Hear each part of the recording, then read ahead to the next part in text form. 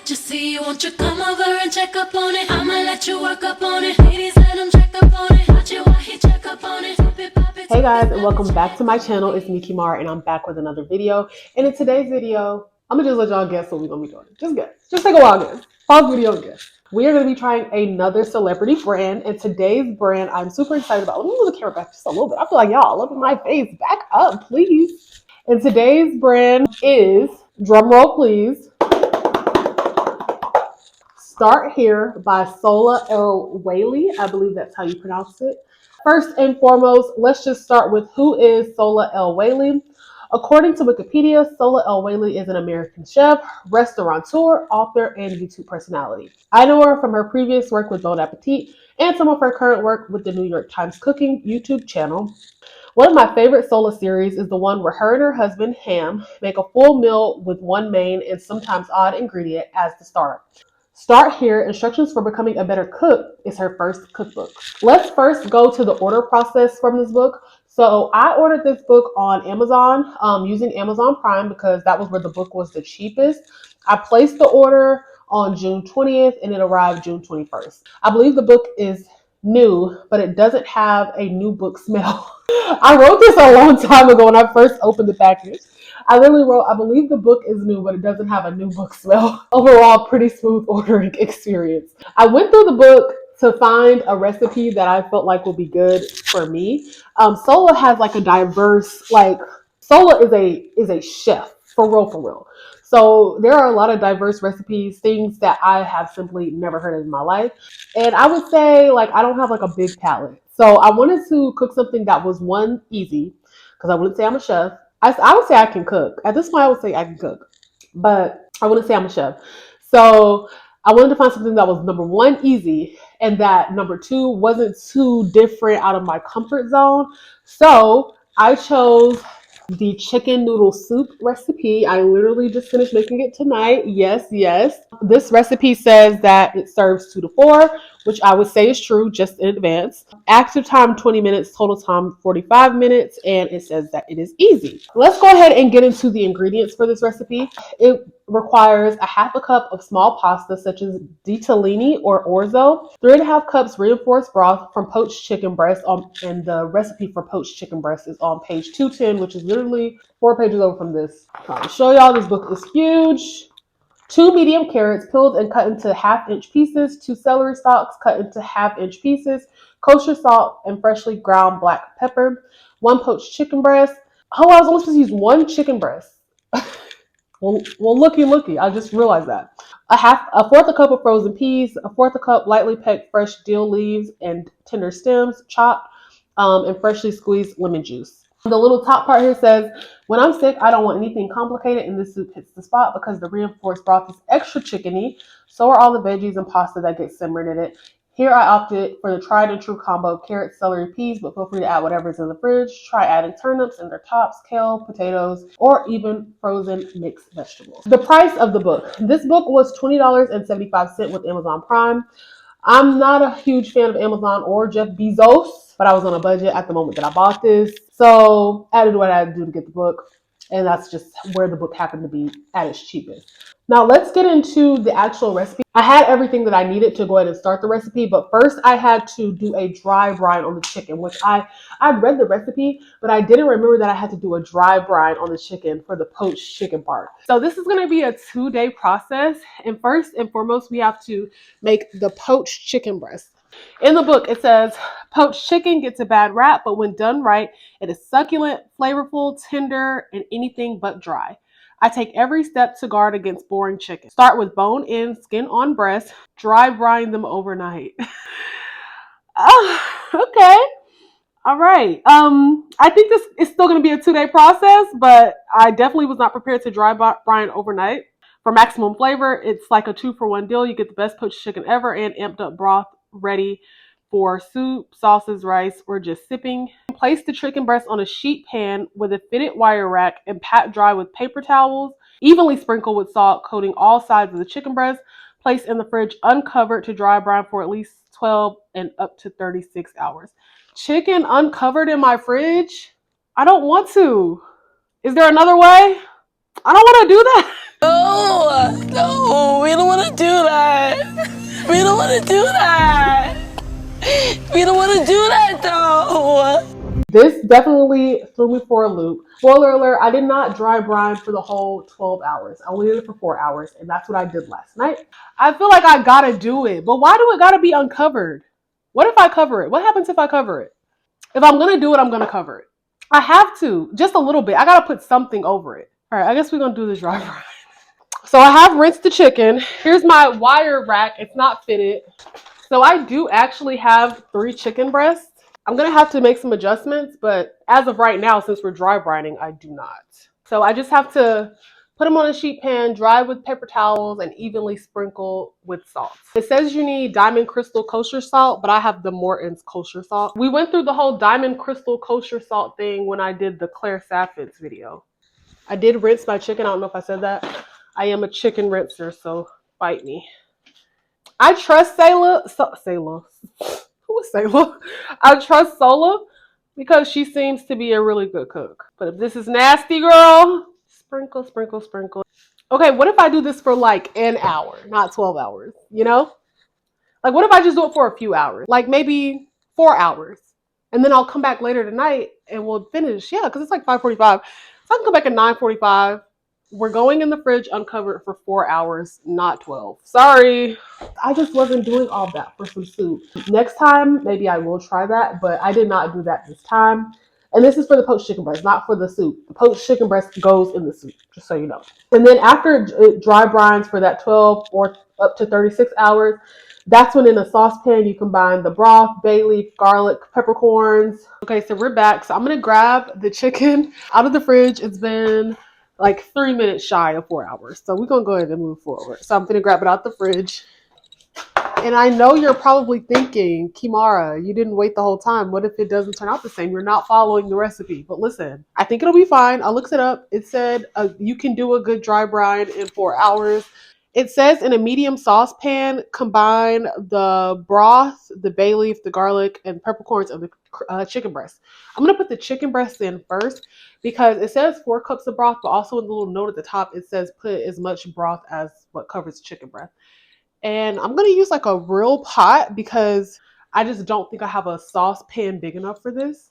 So now I'm going to go in with the chicken bone broth. It does recommend using some reinforced chicken broth, which there is a recipe for in the book, but I didn't have any yet. I will have some after this, I think. So this is the chicken bone broth I got.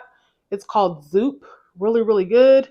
GMO free, no artificial ingredients, gluten free. And it says use 4 cups of that. Put in your bay leaf, your garlic, your peppercorns, 1 teaspoon of peppercorn.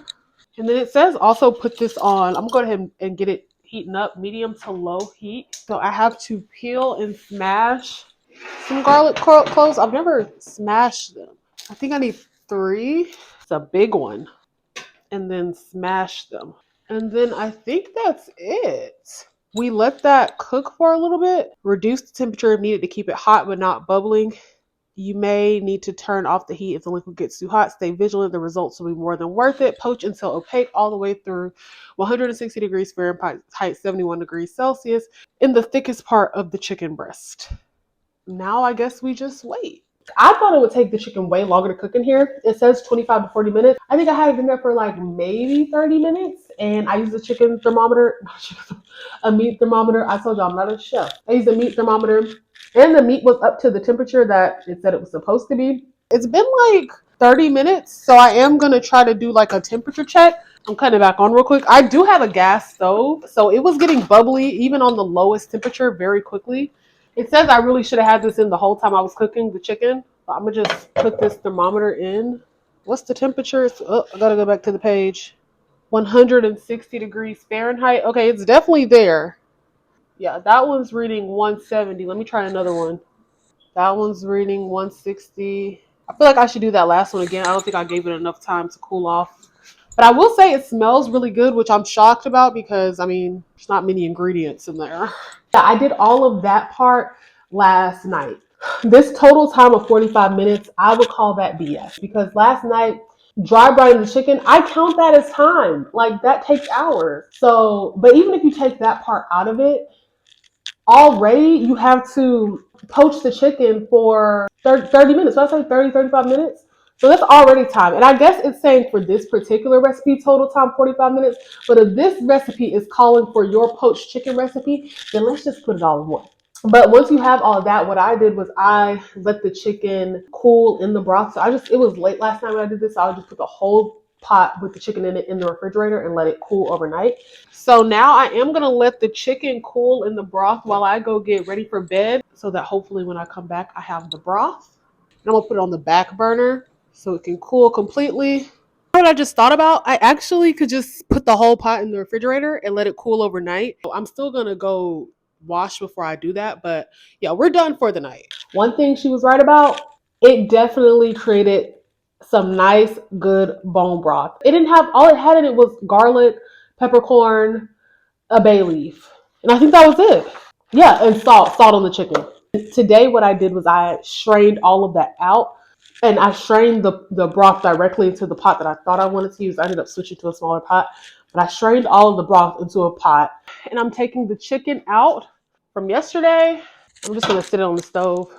Okay, so next step, in a medium pot, combine the broth, the carrot, the celery, taste and add salt and pepper. Okay, so I need to take the chicken out of here first. And I also am supposed to strain this broth to get like the bay leaf and stuff out. So what I'm going to do is strain it right into the the pot that I'm going to use to cook this in. So I'm going to set that back. I fear my pot is a little bit bigger than a medium, but it'll have to do. What heat am I supposed to put this on? Bring to a simmer. And then I cut up my carrots, my celery, my chicken, threw in my peas. So broth, carrot, and celery. So I haven't even cut the carrot and celery yet. 2 celery stalks. Always have a little trash bag. And it says cut them into 1/2-inch pieces. I'm obviously not measuring them. Why do I feel like I want to put this in my Dutch oven actually. Like it doesn't say use a Dutch oven, but I feel like it won't matter. I feel like that's a more appropriately sized pot. I'm gonna switch it to that and we'll just see what happens. Okay, now we add the carrots and you're supposed to peel them and cut them. I'm supposed to be getting 2 medium carrots. Got 2 medium carrots. Rinse these off. And I also bought some crackers to go with this because I feel like soup is not like a meal for real. Let me know, comment below. Is soup a meal? The carrots are supposed to be in 1/2-inch pieces too. I feel like I was closer to 1/2 inch on the celery than the carrots. So this is 1 carrot. In this one, hers look like kind of cubed up. They look like how they look when they're in mixed vegetables. Okay, and then it said salt and pepper to taste. Or salt and pepper if needed. So I guess I gotta taste it without salt and pepper to see if it needs it. Wait, I don't think it needs it. Yeah, it doesn't need it. That's crazy. Meanwhile, remove the chicken from the bone, remove the skin, and cut the meat into cubes or shred into pieces. Okay. So it said remove the skin. Is that all of the skin? I don't know if that was all of the skin. It's as much as I'm removing, to be honest. Like the chicken, oh, I guess it looks done. I mean, we checked the temperature. Y'all was there. Y'all remember, we checked the temperature of this chicken. I don't like this piece. We'll get rid of that one. I was worried that it wouldn't cut into cubes, but I guess I don't know if it's because it's so cold or what. I'm just adding the chicken right away. I don't know if that's the right or wrong thing to do. It says add the chicken and the peas. That's like the 4th step, but I gotta move the chicken, so I'm just adding it right away. Still some peppercorns attached to the chicken. I don't know. We'll see if it was a good idea to let the chicken sit overnight in the broth. Let's get the chicken going in. Okay, and then last thing we need to add are these frozen peas, bird's eye, steamed fresh. All I have was sweet peas. Do peas come in non-sweet? I don't even know. I don't think I've ever seen something that isn't a sweet pea. Trying to see how much of this I need. Only a fourth a cup. Okay. I was gonna put the whole bag. Fourth a cup. What do you think? I think it is. It's going in. So I'm going to let all this continue to simmer while I clean up the kitchen a little bit, and then we'll be back. So I do want to mention that I did forget about the pasta because all of that took less than 30 minutes. So I still have 8 minutes before I can even add the pasta. I'm going to lower the temperature some. But it said once you add the pasta, cook it for like 4 to 6 minutes. So it's been 30 minutes. So I'm going to drain the water off of these. Just going to add them to the pot. They're like mushy. I'm gonna try to stir them up in there. Oh, where did they go? Did they all sink to the bottom? And then it said about 4 to 6 minutes on those. Okay, they're at the bottom. Should I have used more if I was going to use that kind of pasta? No, it didn't say so. It's in there, it's just tiny and at the bottom. 4 to 6 minutes on the clock. I'll give it, it's 8:03. Just 8:08 maybe? 8:08 sounds good, okay. For the pasta, you do have to let that sit in some cold water for a minute just because you don't want it to soak up all of the water in the pot. The recommendation is ditalini or orzo. My store had orzo and it said a half a cup of small pasta. And it says that you're supposed to add it to a bowl, cover it with cool water, and set aside for at least 30 minutes, up to 12 hours in the fridge. This will allow the pasta to cook in the soup without soaking up all the broth. I feel like the water in my house, it don't really get cold. It's like warm or hot. Okay, and then half a cup of the little tiny little pastas, about half a cup. That is not a lot. And then I think it said sit it in the fridge. Yeah, sit it in the fridge for up to 30 minutes. So it's 7:31, so I need to take it out about 8:01 or later. And I will say, I wish I would have used, I used orzo. I kind of wish I would have used whatever this is. I guess this is the ditalini. I wish I would have used that. My store didn't have that, so I had to use the orzo. And that's one thing that I will critique a lot of these cookbooks and stuff on, is they don't really take into account people that live in like smaller towns. Like a lot of these cookbook people, they live up north, they live in New York, things like that, where you can go a bunch of different places to find what you need. My local grocery store didn't have half of these ingredients for this recipe. I had to go to another store for the bone broth to actually poach the chicken. I had to go to another store for that. I had to go to another store to find the orzo. It was a Walmart, but I had to go, a little bit a different place than my local place that I like to go. I had to go another place for the dill. Didn't even find fresh dill at either one of the places. Had to get pre-chopped, freeze-dried dill, which you do need to use less of that. If you're getting the pre-chopped, freeze-dried dill, you do need to use a little bit less of that. I wish these books took into account, like, and if your grocery store doesn't have this, get this. But I guess I'm asking for too much. I'm doing what people on TikTok do. When you make a recipe, like what's the one where they made like the bean soup, and the girl was like, "What if you don't like beans?" Okay, well, don't make it then. So I guess that's the point. If your grocery store don't have all that, then make something else. I put everything in the pot, let it cook. The cook time today was very short. I'd say it took maybe 30 minutes. So I'll give you that. It didn't take the whole 45 minutes today. It took me about 30 minutes in all to cook it today.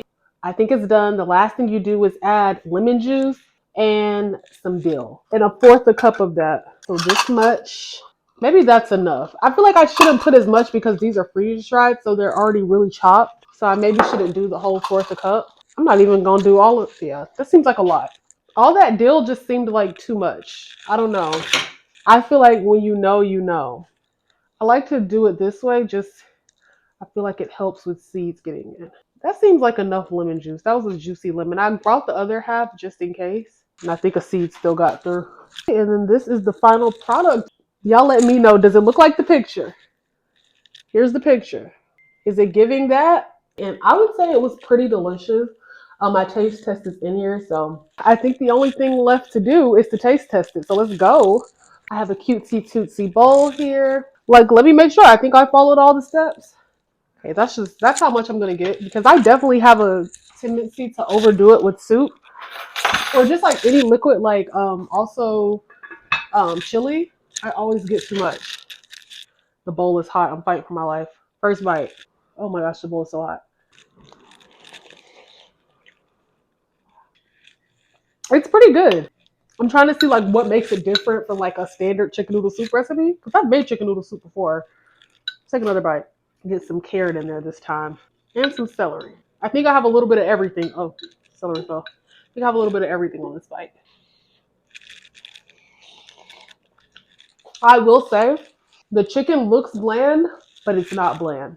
It's not too seasoned. It just tastes like chicken. Like it's not like, oh my gosh, it's such good chicken. It may be because I didn't do the whole dry brine for 12 hours like I should have, but the chicken has a nice flavor to it. I think the dill is adding something different, and the lemon juice. I love lemon juice. I'll put lemon juice on everything. So I like the lemon juice. I also like the little tiny noodles. Overall, I think I would give the taste, I think I would give it like a 7 out of 10. Was it like, did it blow my mind? No. But I do like that I learned how to do three things at one time. I learned how to poach chicken, make this chicken noodle soup, which I know how to make chicken noodle soup other ways, so I learned how to make it this way. And I learned how to make reinforced chicken broth. So three things in one, not too bad in a 2 day period, but it wasn't bad. Like I definitely think, like I won't get the praise that I got from making the blueberry buckles. Shout out to that video, go watch it. Final thoughts, I do think I will actually be keeping this cookbook and I'm just gonna kind of incorporate a recipe here and there. It'll probably be a little bit easier not doing it on camera. Like I'm glad I chose this recipe to do on camera, but I could have chosen a recipe that was a little bit more complicated and I may have been a little more mind blown. Like this is chicken noodle soup. You can only do so much with it. You know what I'm saying? So there's like a whole bunch of different recipes. Like I just flipped to a random page. Broiler popped oysters with tomato butter.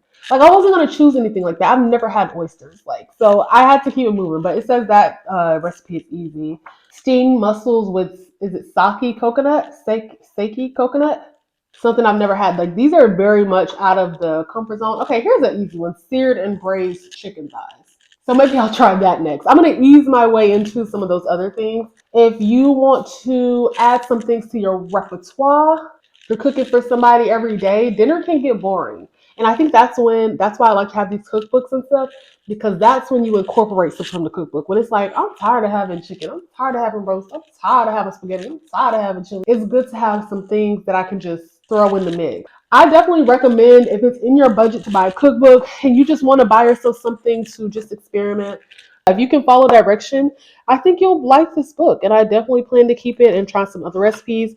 Will I record the other recipes? Maybe, maybe not. Maybe I'll try them first without recording them. And if they really hit, I'll pull out the camera and I'll record a short. Oh, and then last thing, the cleanup process. That was really easy. I mean, just a couple dishes. Y'all heard the dishwasher going in the video. So I really, really hope you guys enjoyed this video. Please make sure to like, comment, and subscribe.